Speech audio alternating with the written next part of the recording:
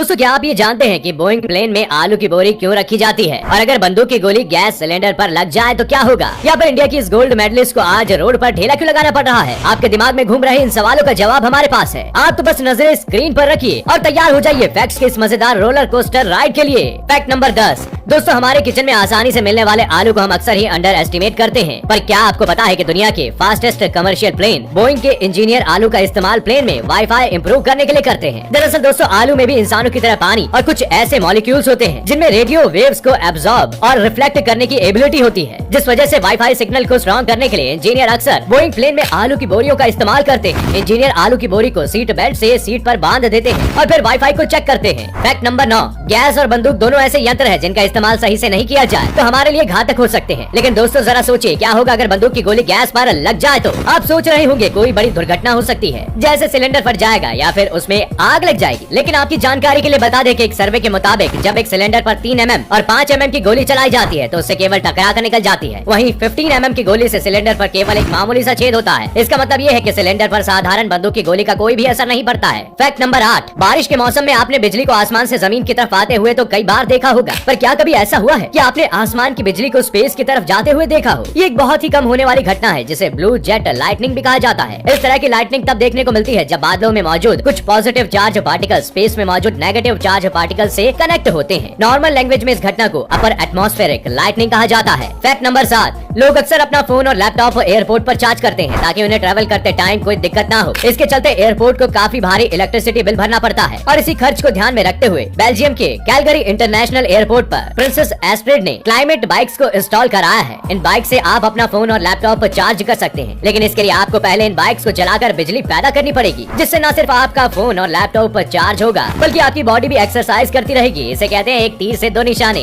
Fact number 6। Uttarakhand की रहने वाली दिलराज कौर भारत की पहली महिला पैराशूटर थी जिन्होंने राष्ट्रीय स्तर पर 28 गोल्ड, 8 सिल्वर और 3 ब्रॉन्ज मेडल जीते थे और अंतर्राष्ट्रीय स्तर पर भी हिस्सा लिया है। अब हालात ये है कि वो अब सड़क के किनारे अपनी माँ के साथ चिप्स और नमकीन बेचती हैं। उनके हालात ये है कि दिलराज के भाई और पति की मौत हो चुकी है, जिसके चलते ये दोनों माँ और बेटी आर्थिक तंगी का सामना कर रही है। उनकी बस इतनी सी मांग है कि भारत सरकार उनकी इन उपलब्धियों को देखते हुए उन्हें बस एक नौकरी दे दे ताकि वो भी अपना घर अच्छे से चला सके। Fact number 5। बारिश के बाद आसमान में रेनबो का बनना एक आम बात है, पर ये रेनबो भी कुछ ही समय तक आसमान में रहते हैं और उसके बाद गायब हो जाते हैं। पर क्या आपको पता है कि आज तक सबसे ज्यादा देर तक आसमान में रहने वाला रेनबो कितनी देर तक आसमान में रुका था और ये रेनबो कहाँ था? तो आपको बता दें कि 30 नवंबर 2017 को ताइवान के ताइपी माउंटेन में आज तक का सबसे लंबे टाइम तक टिकने वाला रेनबो बना, जो पूरे 8 घंटे और 58 मिनट तक आसमान में बना रहा। ये इतनी देर तक आसमान में था कि आसानी से वर्ल्ड रिकॉर्ड में शामिल हो गया। Fact number 4। फिल्मों में जब भी हम कोई खतरनाक सीन देखते हैं तो हमें पता होता है कि उस सीन को कंप्यूटर की हेल्प से ग्राफिक्स के साथ फिल्माकर खतरनाक बनाया गया,